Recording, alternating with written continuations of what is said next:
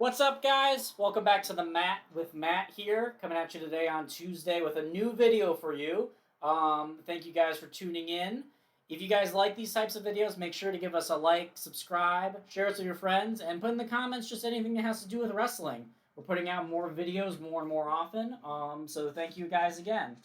One thing that I'm very excited about that's been coming out recently has been everything around the Continental Classic.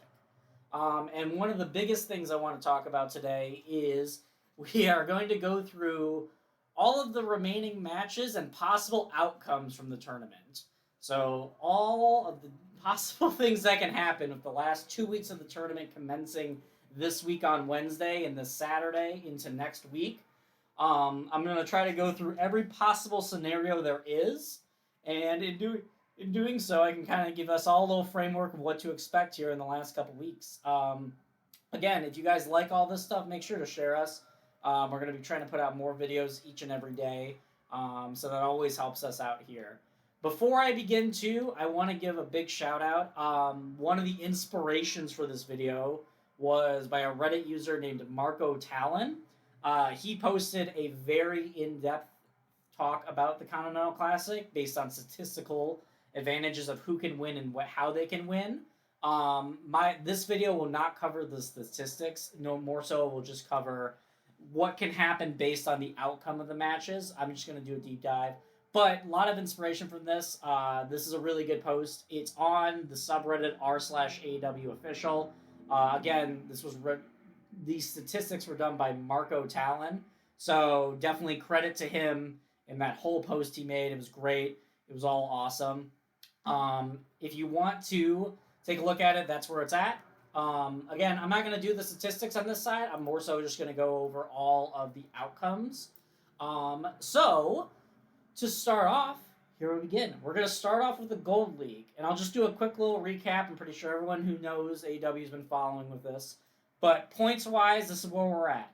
Moxley has 9 points with 2 matches left. Strickland has 9 points with 2 matches left. Roosh has 3 points with 2 matches left. Briscoe has 0 points. And Lethal has 0 points with both 2 matches left. And Jay White has 6 points with 2 matches left. So, if we are going to start at it from the beginning, let's just talk about an easy scenario that clears up a lot of things off the bat. Okay? Let's just say what will happen if Moxley wins out the rest of the tournament. So that means he picks up the win versus Strickland, and he picks up the win versus White. It's a pretty clear cut. Moxley would have 15 points. Strickland would have 9 with 1 match remaining against Roosh. Jay White would have 6 with 1 match against Briscoe. And Lethal and Briscoe would both have 0 points with basically 1 to 2 matches left. If Moxley wins out the rest of the division, Moxley will be number 1. No one else can catch him. And Strickland will be number 2. Because even if Strickland loses to Roosh and Jay White beats Briscoe, that's basically going to be a tie. And because Strickland beat him, White's going to lose it. So Strickland would move on. Again, pretty straightforward. This does get a little funky, though. So let's imagine that Moxley loses every match. So he loses Strickland and he loses to White. So Strickland would get 3 points and White would get 3 points. So Moxley would only have 9, with Strickland at 12 and Jay White at 9. So, in this scenario, Moxley is technically in it if Jay White loses to Mark Briscoe. If Jay White wins or ties, he moves on. Plain and simple. So it's an interesting way to think about how this goes. If we're going to look at the idea possibly, let's say that Moxley beats White next week, but let's say he loses this match to Briscoe, or loses his match to Strickland this week. That would put both Moxley and Strickland at 12. Even if Strickland loses, him and Moxley are still in it. The only change that would come is if Strickland beats Roosh, then Strickland's number 1, Moxley's number 2. If they both lose, it's the same thing. Strickland will be 1, Moxley will be 2. White doesn't have a chance. So, again, it's really all on White. He has to pick up a win versus Mox there. And we're also going to look at it. Let's flip them both back and forth here. Let's say that he beats Strickland this week. All clean. But let's say he loses to White. it's interesting. So Moxley will finish up at 12 points. Strickland would have 9 points with one more match versus Roosh, and White would have one more match versus Briscoe. Let's say Jay White wins that match versus Briscoe. Then what we're looking at is that Strickland needs to win versus Roosh in order to move on. A tie or less, Strickland is out of the tournament and Jay White moves on with Moxley. Those are all of the main scenarios. That's especially for Moxley. And I'm going to highlight one more funny one that we'll just look at. Let's say this is when Tony Khan decides to do a tie. And Strickland and Moxley tie this week. What happens? So that would put both of them at 10 with one more match. Jay White would be at 6. So assuming Jay White beats Briscoe this week, then what we're looking at is 2 guys at 10 and 2 guys at 9. And 1 guy at 9. White would need to beat Moxley in order to advance. Strickland advance. If White beats Moxley, Strickland advances with or without a win to Roosh. It doesn't matter at that point. I do not believe. Because they would be tied with Moxley. So it depends how they would want to do it. That'd be one way to screw it. Or the best way it is, if Strickland wins, he's in. If Strickland loses, you have a 2-way tie for second. That would be confusing. It would probably go after wins, I would say, but I'm assuming that would be the best way to do it.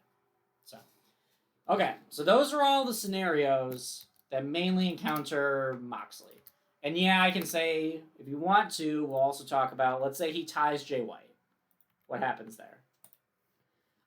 Basically, Jay White gets eliminated. He'd be at 10 even if he beats Briscoe. But if there's any points on either side going into Strickland and Moxley, like let's say even that Strickland gets the win here, then you would have basically a final that would look like Swerve with 12 and Moxley and White tied at 10. And you would have to basically, again, be in that same thing with Swerve, which is you just have a tiebreaker. And that would basically be everything that has to do with Jon Moxley. So now, we'll move on to someone who's also very similar. Let's talk about Swerve. And again, let's do the same thing. Let's say Swerve wins out. So Swerve beats Mox and he beats Roosh. No one could catch him. That would be the problem. It would basically be Moxley and Strickland most likely. Swerve would have 15. If Moxley beats White, then he's in. If White beats Moxley, then he needs to either tie or win versus Briscoe to move on and take Moxley's spot at 2. If he doesn't beat Briscoe, then he's out. That's all it comes down to. So that'll be an interesting scenario that will unfold. But again, this is based on Strickland winning out. Now, for something a little interesting. Say Strickland loses every match. So he gets pinned by Moxley, and he surprisingly gets pinned by Roosh. Now this is where it gets interesting, because Moxley would be alone at the top at 12 with 1 match versus White. White would have 6 points with a match versus Moxley and Briscoe left, and Roosh would have 6 points with a match versus Lethal left. If Moxley wins, honestly, he's already in. But let's say he doesn't need to wrestle and he drops that match to White. He would be at 9, tied with Strickland. So in that scenario, Strickland would still move on as long as White beats Moxley. Interestingly enough, let's say that Roosh wins out versus his match versus Lethal. Then you have a 3-way tie at second with an interesting scenario. So you'll have Jay White, who has lost to Strickland, Strickland, who has lost to Roosh, and Roosh, who has lost to Jay White. So, you would have a 3-way tie there, which would be kind of nuts to think about. But that's another scenario that comes up. I've already done the combo of the tie with Mox and Strickland, so I'm not going to do that again. But let's do another one here. Let's say Strickland beats Mox, but loses to Roosh. So that would be 3 there and 0 there. Strickland would be alone atop at 12. Moxley would basically need a win to solidify a tie for first. If he loses, then that's when it goes downhill. Let's say, because if Mox wins, that puts him at 12 points. Him and Strickland move on. If Mox loses to Jay White, then Jay White would be tied, and if he wins or ties versus Briscoe, he moves on. Likewise, if Roosh beats Lethal, then what you're looking at is, again, 3 people tied at 9, and with 2 matches left, the only one that mattering being White Briscoe. And if White wins, as long as he wins, he moves on. So, that is definitely not an ideal scenario, but it's definitely a scenario that could happen, but it would take a lot of work to get there. A lot of work. Okay. Next, I'm going to talk about Roosh. Roosh is in a weird spot, because he's technically not eliminated, but he really is in a bad spot. He has 2 matches left. He only has 3 points. I mean, this is the scenario. This is how Roosh moves on. I'm going to explain it right now. Okay. So Roosh, this is how he makes it. He needs to win out. So he's got to beat Swerve. And he's got to beat Lethal. Cannot afford to lose any one of those matches. To put him at 9 points. Okay, he will be tied at 9 with Moxley and Strickland if that happens. So, here is how that happens. What you're going to need is you're going to need Strickland. Actually, no. You're going to need Moxley. He's going to need Moxley to beat Strickland clean. That would put Moxley at 12. That would put Roosh and Strickland tied at 9. And you're probably also going to need Moxley to beat Jay White. You're going to need Moxley to mainly go undefeated here. Him at 15, you're tied. So now here's the other fumble there. You're going to need, Roosh is really going to need Mark Briscoe to beat Jay White. And if that's the scenario, then your final would be Jon Moxley at 15 and Roosh at 9. Because even though Strickland has 9, Roosh will have the win over him. And that's a big thing. So that's how Roosh makes it. That's the best way he makes it in this tournament. It's not ideal. It's not great. But that's his chance. If he loses out, then it's over for Roosh. But also, it's over basically for White. I'll explain. So, let's say he loses to Strickland and he loses to... Let's say he even loses to Lethal. Let's give him all the losses. Okay? The problem now is you have Strickland at 12 with 1 match left, Moxley at 9 with 2 matches left, and White with 2 matches left. Even if White beats Briscoe, which probably should happen, White would need to beat Moxley, and Moxley would probably need to beat Strickland and would need to beat White. The winner of that match basically will move on. If they tie, then guess what? You're stuck with 2 people. And that's not ideal, but that's kind of where it's at. That's not very fun, but that's basically the best way. So, and that's basically the way Roosh moves on originally, as I talked about. Both Briscoe and Lethal are out. There is no scenario they get in. However, there is a funny scenario. And I'm going to do that funny scenario now.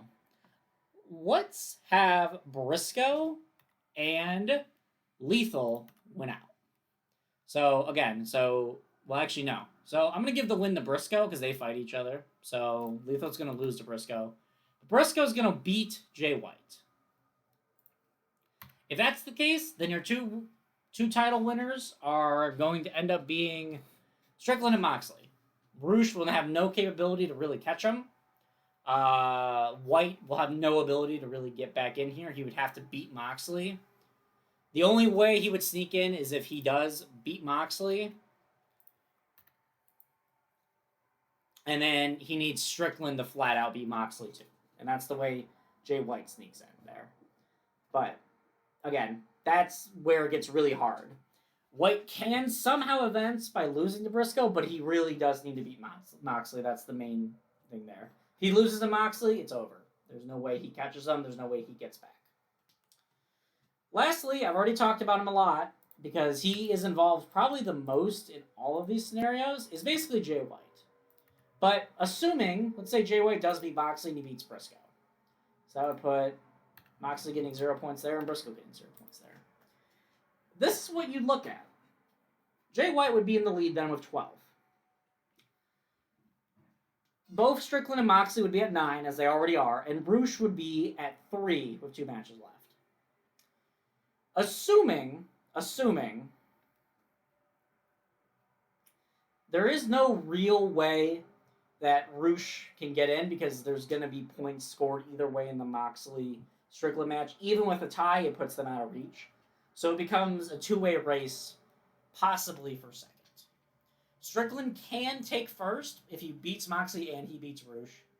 Moxley can tie Jay White with a win there. But Jay White would basically solidify himself in the tournament in some way. I don't think there's a way that he gets out of it. The only way would be if... Yeah, no, that'd be it. He would be in for sure. So that's the best way to do it. Now, hypothetically, let's say Jay White lays an egg and he loses out to both Briscoe and Moxley. Then Moxley would be ahead at 12 points. Strickland would be up by 9. Roosh would be at 3. Jay White would be 6. Jay White would be eliminated. Lethal would be eliminated. Briscoe would be eliminated. Roosh has a shot here. It's not a great shot. So I'll say, first of all, assuming Strickland is in as long as he beats Roosh and Moxley. If he's in there. If he scores points. So that is that scenario. Again, the interesting thing for Jay White, basically it only really comes down to his Moxley match. Because he can lose to Briscoe, but if he beats Moxley, he can sneak in. If he loses to Moxley, he's out completely. And that's it. Nothing else about that matters. It's just, that's where it's at. So, again, that is the gold division. I have a couple scenarios I'll go over, and it's just revolving the ties. I've talked about the ties, and I'm interested to see. So here's a hypothetical scenario. Let's say Moxley and Swerve tie, and let's also say White and Mox tie. What would we be looking at? We have, Moxley would have 11 points, Strickland would have 10, Jay White would have 7. So Jay White would be out. Even if he beats Briscoe, he loses on the tiebreaker to Strickland. Strickland could take first place of a win over Roosh, and Roosh would be out as well based on points. That's the funniest part of the ties, and that's where the ties, I think, come in. Let's even say that just Strickland-Moxley this week's a tie. That puts them both at 10 points. That takes out Roosh. Roosh can't get more than 9. Now, Jay White has a chance, because he would need to beat Briscoe, that put him at 9. And again, he would still need to beat Moxley. Even if he tied Moxley, he would be losing out. So, those are the little scenarios with the ties there. And it's very funny. But that is, for the most part, the whole gold division. You're looking at Moxley and Strickland most likely going on. White being the best chance to sneak in. Roosh only can get in of one of 2 scenarios. And that stinks for him, but he's kind of there. But he has a late match versus Strickland that can actually be really important. But yes, the biggest match that will really determine is going to be this week, Strickland versus Moxley, and next week with White versus Moxley. That is going to basically determine who your 2 winners are going to be. And I'm excited for it. It's going to be good. All right, going from the Gold League over to the Blue League, I think there's a very interesting thing that happens here as well. So one thing that is different is that, unlike the Gold League with everyone having 2 matches left, some of the people haven't always competed as many matches in the Blue League. And I'll get into that. But here's the quick recap. Danielson has 6 points with 2 matches left. Brody King has 6 points with 3 matches left. Andrade also has 6 points with 3 matches left. Claudio has 3 points with 2 matches left. Garcia has 0 points with 2 matches left. And Eddie Kingston has 3 points with 2 matches left. So, I don't think any of the matches have been announced yet. We'll probably get those announced tomorrow. But important to think about because there's a lot of different scenarios because you have people like King and Andrade only having 2 matches but having 6 points. And people like Claudio and Kingston who have 3 points but 2 matches, and Danielson having 6 points but only 2 matches left. So, we're going to still go through this the same way that we went through the other one. And we'll get right to it. So, we're going to start off simple at the top. Let's do Bryan Danielson. Everyone probably the favorite in this match going in. But let's see how it goes. So, let's say he wins out. Let's say he beats Brody King. And let's say he beats Claudio. Okay? So that would put Danielson at 12 points with no matches left. Brody King would have 6 points with 2 matches left. So he has the ability to tie Danielson if he wins out. Andrade is in the best boat because he also would have 6 points, but he has 3 matches left. If he wins out, he takes first. If he goes 2-1, with one of those being a win over King, then he will move on. If King gets that win, then King might. If King also wins out, then King will move on. Claudio is out based on points. Garcia is already out. Kingston would have to win out and have Andrade beat Brody King. He would need Andrade to beat King but lose to Garcia and himself, and he need Brody King to lose to Andrade and lose to Garcia in order to move on. Which is a wild scenario, but that's what it would be if Danielson wins out. Let's do the inverse now. So let's say he loses out. Say he actually does get hurt or he gets pulled. Let's say he drops the match to Brody King. And let's say he drops the match to his teammate Claudio. Whole different bracket now. So Danielson would have 6 points with no matches left. Could squeak in if everyone else somehow lost to like Daniel Garcia. But he would probably be out with Brody King being in first place with 9 points and 2 matches left. Andrade would still have 3 matches left and 6 points. The winner of those two, between whoever has the best match, who has the win in their match, would probably move on. Claudio would jump up to 6 and has the chance to join the tournament. He would have to beat Andrade and hope for a Brody King loss to Andrade. Eddie Kingston, again, similar boat, would need to win out. He would also need Garcia to beat King. Although theoretically, I think Kingston would be out because he would be tied with a bunch of people at 9. So that is your scenario there. So let's say Danielson beats Claudio, but let's say he drops it to Brody. You would have Danielson at 9 points with no matches left, King at 9 points with 2 matches left, and basically Andrade at 6 points with 3 matches left. If King gets a win and Andrade gets 2 wins, Danielson is out. Plain and simple. Those would be your top 2. If King were to lose out, Andrade, then there's a chance Danielson squeaks in, but he would basically need Andrade to basically just win the whole tournament, win every match, and hope everybody else loses. And you would also need other people to lose too. And if we inverse that, let's say Danielson picks up the win versus King, but somehow loses to Claudio,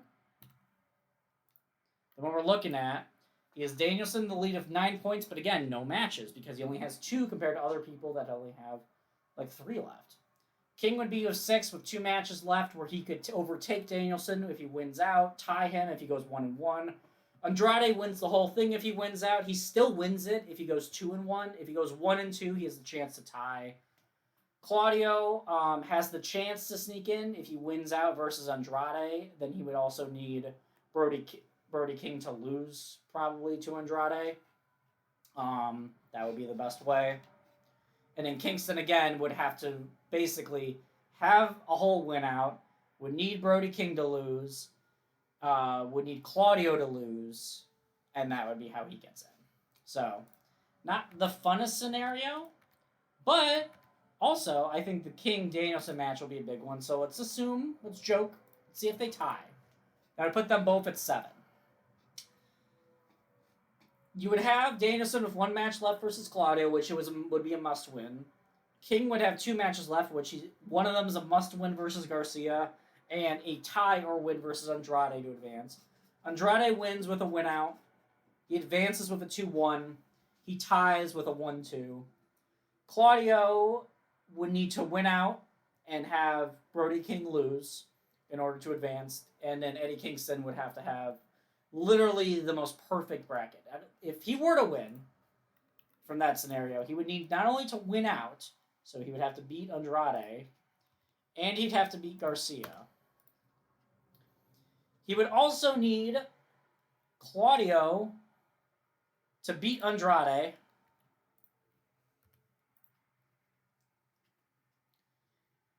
He would need Daniel Garcia to beat Brody King.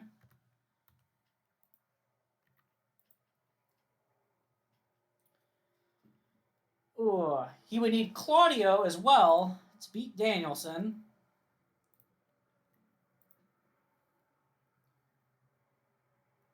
And he would need Andrade to beat Brody King. And that is how Eddie Kingston advances in that scenario, because he would have a win over Claudio and he'd have a win over versus Andrade. And then Andrade-Claudio would make it through in that scenario. So, very crazy, but Danielson does control a lot of his own fate with the 2 wins. He gets that there. It's very straightforward. So, next let's go to Brody King, who, again, has 6 points, but he has only 3 matches. So if he were to win out, just hypothetically, let's say he beats Danielson, he beats Andrade, and he beats Garcia. Probably manhandles Garcia. Oh, what you are looking at here is basically a runaway win for Brody King. The closest person that could catch him would be Andrade. If Andrade gets 2 wins, he's in. If he gets 1-1, it depends on Danielson. Danielson would need to beat Claudio. Kingston and Claudio would both be out by that measure. So that would be interesting. If he were to lose out,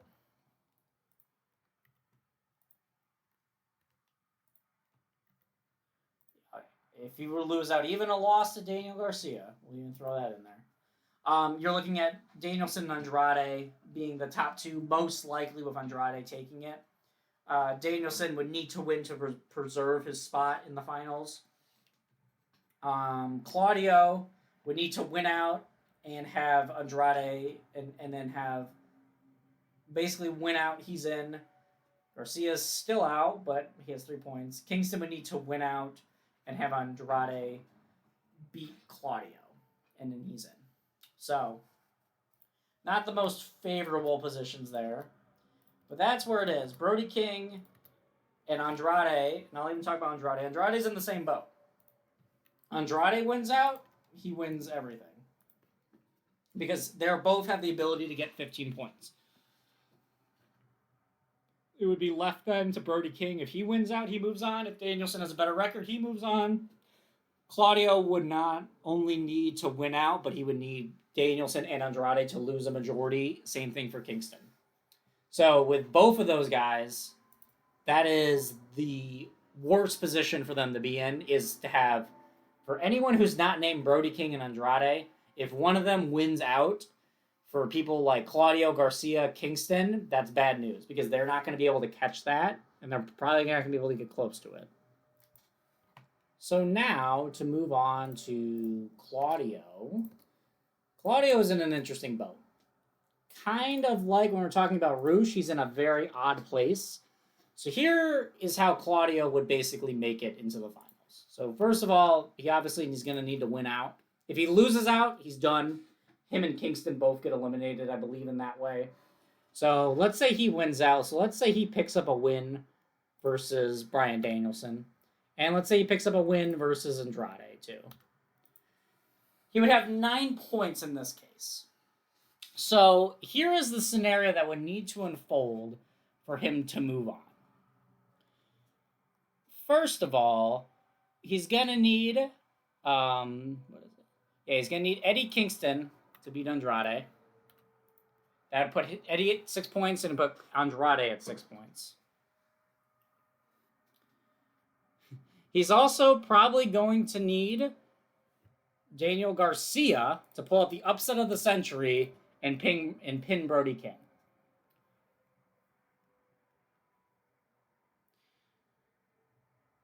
The other way this goes down, too, is he's going to need a tie from Danielson and Brody. And he's also going to need a tie from Andrade and Brody King as well.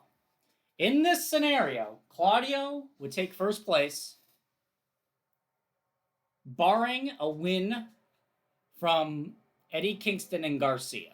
Garcia pulls up another upset, then it's going to be Claudio Castagnoli and Brody King moving on. If Kingston gets the win versus Garcia, you're looking at having Eddie Kingston winning the tournament. Well, actually, Claudio winning the tournament and Eddie Kingston coming in second place. And that's a crazy scenario, but that's how Claudio Castagnoli gets in. Ugh, and that's rough. A lot has got to happen there. Any other scenario, here's a few where he sneaks in, but he basically, his biggest matchup moving forward is going to be involved in Andrade and involved in Danielson. He needs a win and at minimum a draw in the other one to have the best chance to advance.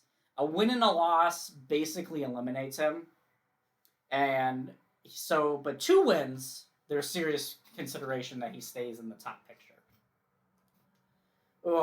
Garcia, as I talked about, has no chance of winning, but assuming he wins out here, let's say he does somehow pick up that massive win over Brody King, and let's say he picks up a win versus Eddie Kingston. Eddie Kingston would be eliminated, and Garcia would be eliminated. You're looking at having Claudio, who has the chance to earn 9 points if he beats Andrade and Danielson, to put him in consideration. But again, the top 3 already have 6 points. The person who wins with the best record there is going to move on. And Andrade and King, well, actually, Andrade, they're all going to have 2 matches. So whoever goes 2-0 wins. Whoever goes 1-1 could or could not be eliminated. So we already know that Kingston is going to come down to King and Danielson, and Andrade and King as well as the last 2 big matches there. So, and lastly, last one I'll go over briefly, is our boy Eddie Kingston.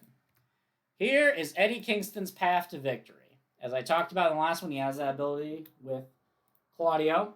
But let's say he's going to need to win out, so he's going to need to beat Andrade. He's also going to need to beat Garcia. That would put him at 9 points. In order to secure his victory in this, here's what he needs to do. Once again, you're going to have Daniel Garcia do the unthinkable and pin Brody King, which would be crazy. But I keep saying about it, it's becoming less and less crazy. You're also going to need to have Claudio beat Andrade. That would put Claudio tied at 9, or that would